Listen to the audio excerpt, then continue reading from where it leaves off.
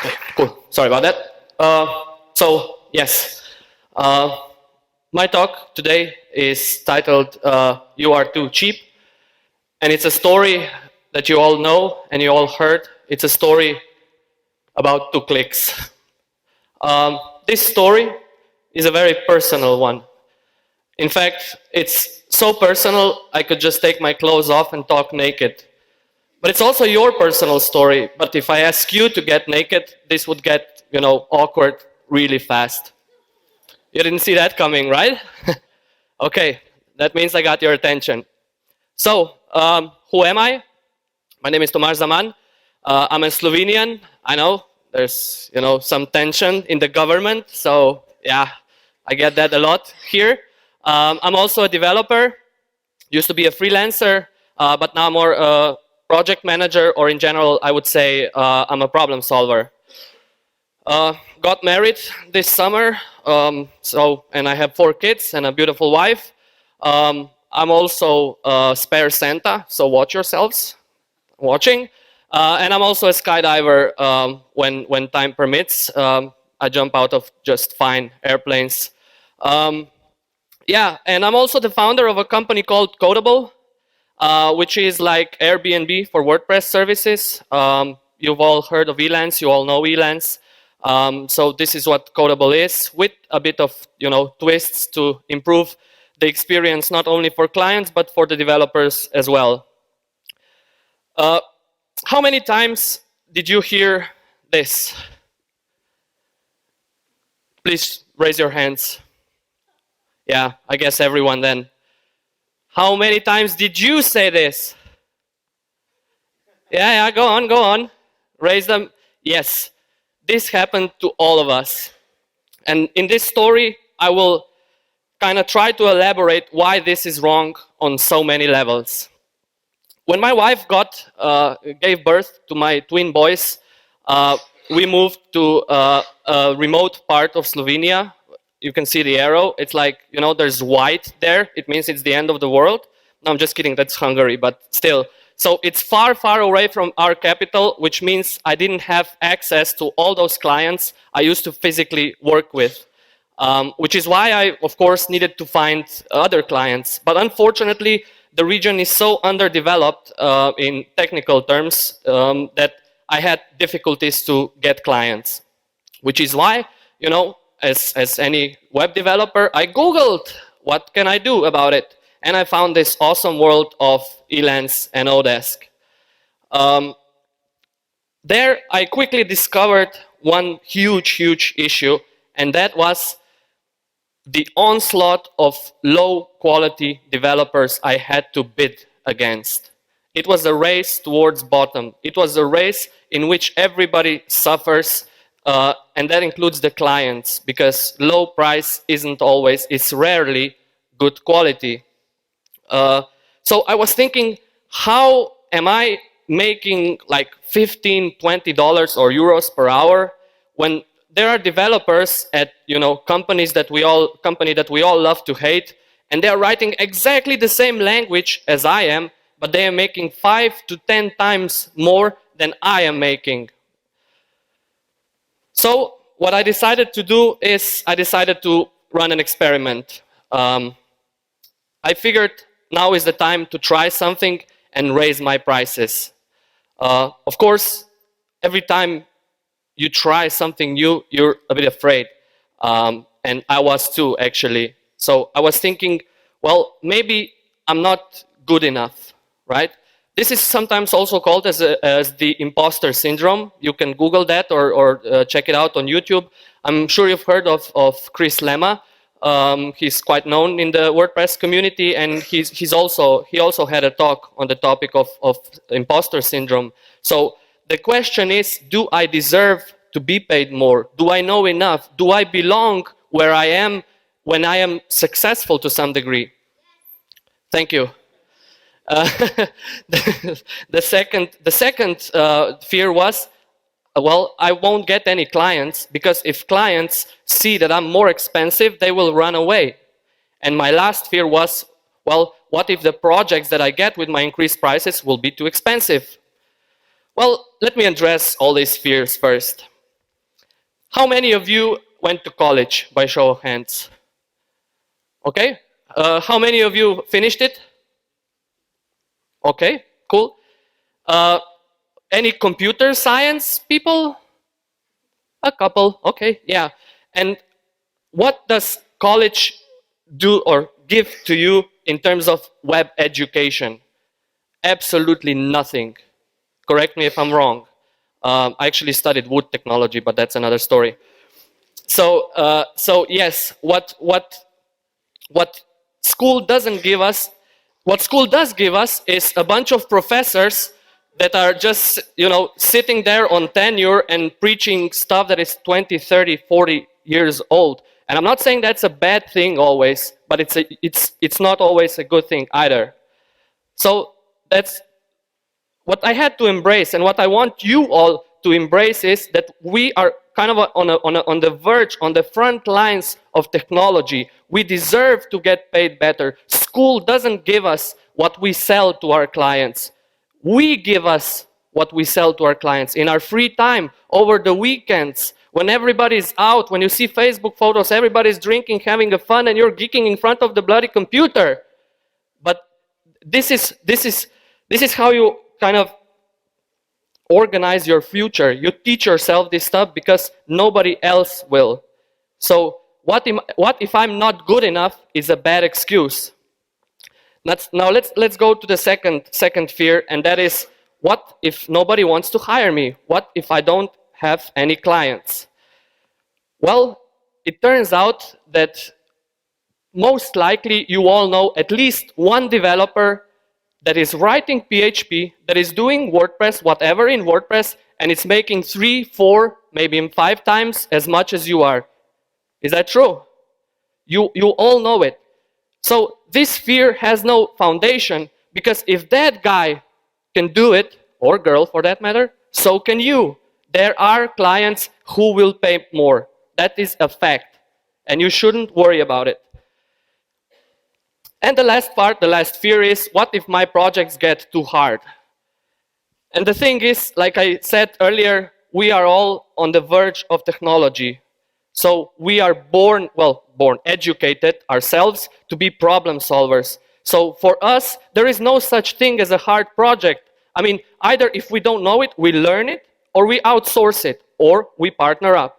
So there are solutions to hard projects, and you shouldn't worry about them. There's usually just more work to stuff that you already know. Now, I was attending WordCamp Seville this year, WordCamp Europe in Seville, and there was this workshop on the Contributor Day, which you should totally attend tomorrow. This guy called Luca Sartoni, he works with Automatic. He was talking about how every story should have a bad guy. So, well, naturally, I figured I need some bad guys for my story as well, right? And I'm going to let you know who the bad guys are. You see Emmanuel and you see Lucian on Facebook, and they're always having fun, taking photos, traveling, eating well. There's always a shitload of stuff going on in their lives, and you're still at home, sitting behind your freaking computer, doing nothing. Well, you are learning, but, this is more fun, right? Well, in the meanwhile, they still go a bit around. So, and then you're like,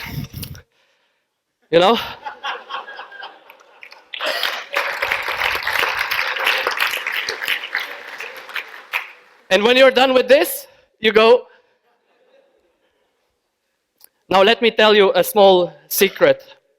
The one thing that Lucian and Emmanuel are good at, and most likely better than we are, and that is business. They get business. And what is business, really?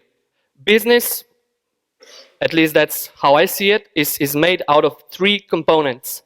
One is sales and marketing, the other is communication, and the last one is code. But we always think, as developers, that code is the single most important thing. It's not. The code, I hate to break it to you, it's just a means to an end, not the end. right? So code is just a part of it. I'm pretty sure you all seen this image before in a movie, in a show, on the web.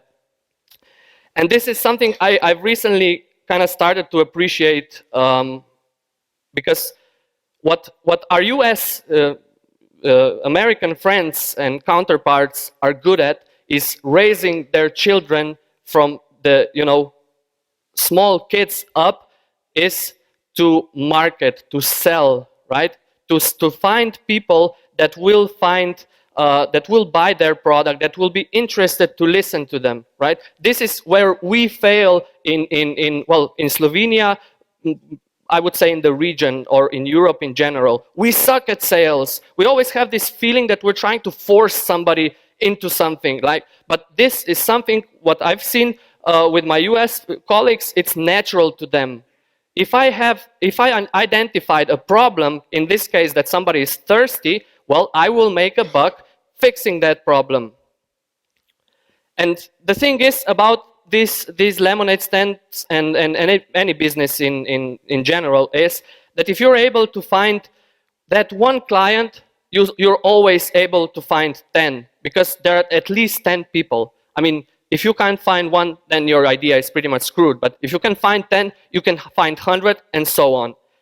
So what we need to get better is sales. And our lemonade, on the other hand, our lemonade is virtual, right? It's WordPress. And what does that mean? Well, it's virtual, meaning we can sell it across the world. WordPress doesn't work without the web. So why are we constraining ourselves and even thinking about local markets when apparently local markets suck and we work cheaply just in order to survive, let alone make some good money, right? I mean, we have 3-point-something billion people that are online today. Reach out. Let me tell you another story. There's this lady called Anna, and Anna just came home from a run. And Anna is starting to prepare a bathtub. And while she's pouring the water in the bathtub, something breaks, and the water starts pouring, behind the bathtub, just not in the bathtub, right? So she closes the water, and she calls a plumber, right? And plumber comes to Anna, bends over, because that's usually where pipes are, and fixes the problem for Anna. And once he's done, he says, "That will be $200, ma'am." And she said, "What did you do?" And he said, "Well, there was a loose screw in the piping." And she says, and she pays the money. And the old me would think, like, is she crazy? Why the hell would she pay $200 to this plumber when all he did was just tighten a screw, right? But it's not about the screw. It's about the value. And this is, if there's anything I want you to take from this talk today, it's this. It's about how value is much, much more important than time. Because your clients don't come to hire you for a time. They come to hire you to solve their problems, right? So, the main question, how do I start? Well, as I've shown this before, get better at sales and marketing. Well, consider it first. Consider communication and improve it. And improve at your coding skills just as well. Let's go check out the selling point first. Your clients don't care how awesome coder you are. They don't care. They don't know how to code. You can write 17 different languages and it doesn't matter to them. They don't care it's even WordPress. And we're like, oh, right? But they don't care. They have a problem of not being present on the web, or they don't have some kind of functionality on the web, and they need somebody to solve the problem for them. And they're also control freaks, which is awesome. That is great. And that is great because we need to get better at communication.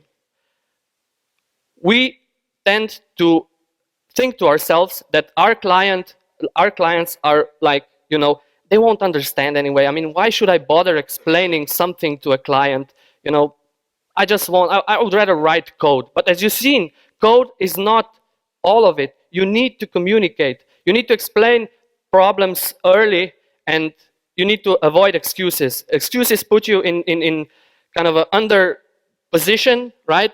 And it just makes you look bad, and it impacts badly on the whole business relationship. There is one excuse that is so common, and that is, let's get to that.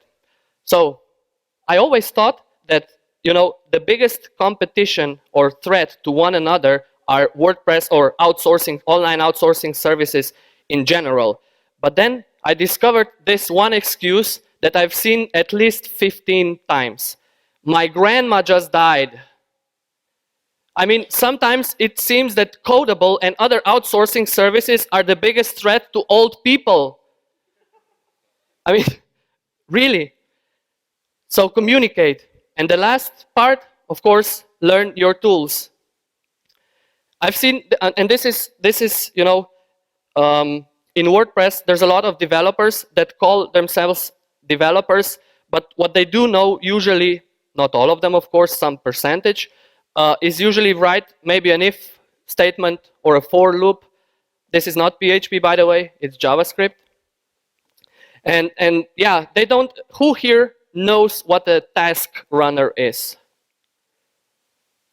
Okay, now, when you go home, Google it. Rings a bell? Still no? Okay, so task runners are basically simple scripts or programs, usually written in JavaScript or Node.js, that run on your development machines.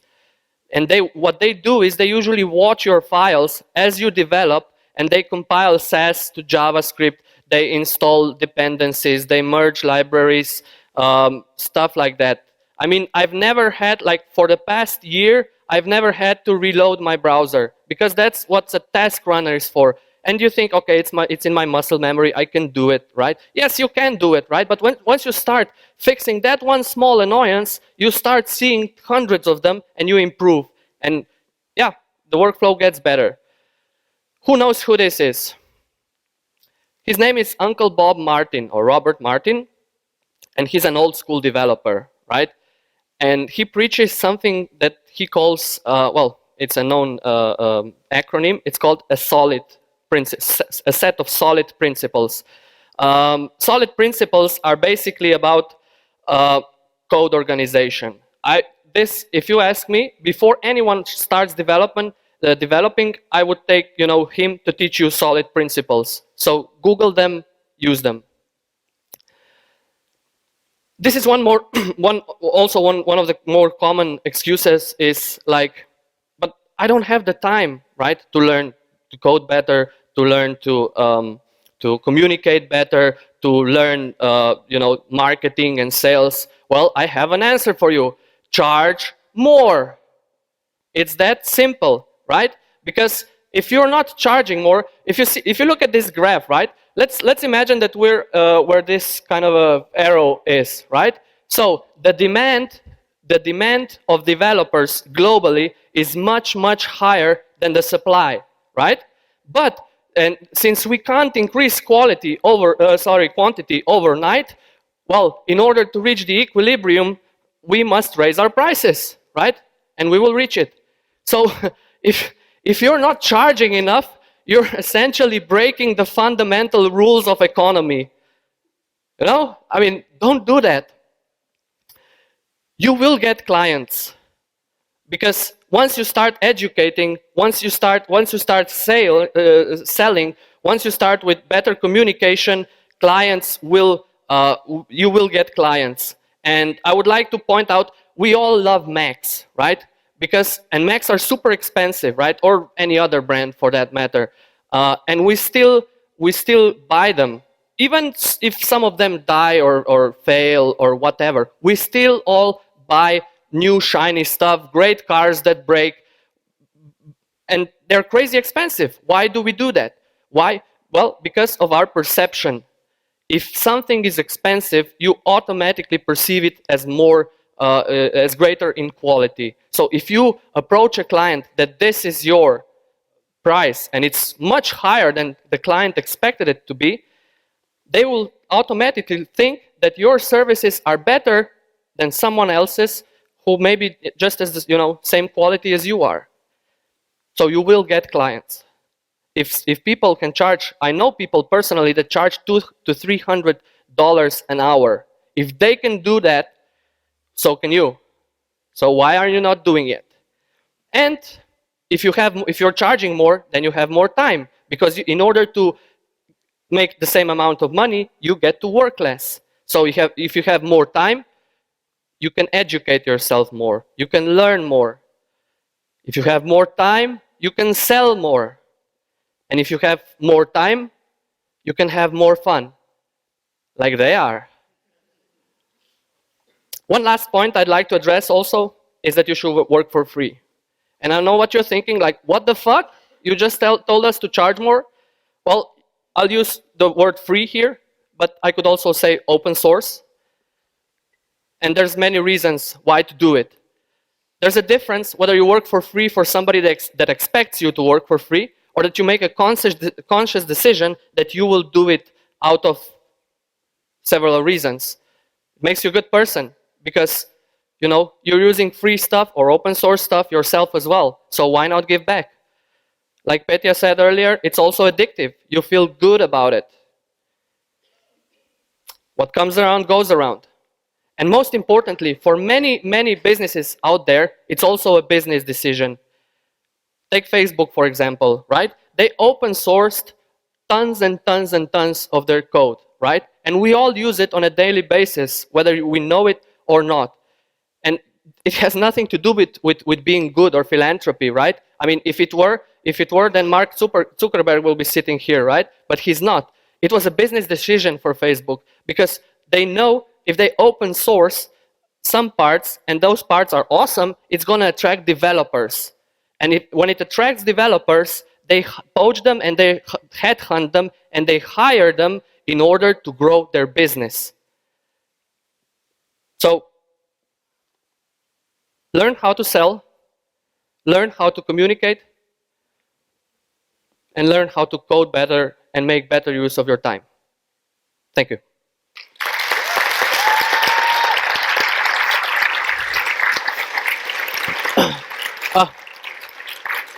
Any questions? I think we got 2 more minutes. Any questions? Then I'll see you later at the... Not you. Really? Yes. Thank you.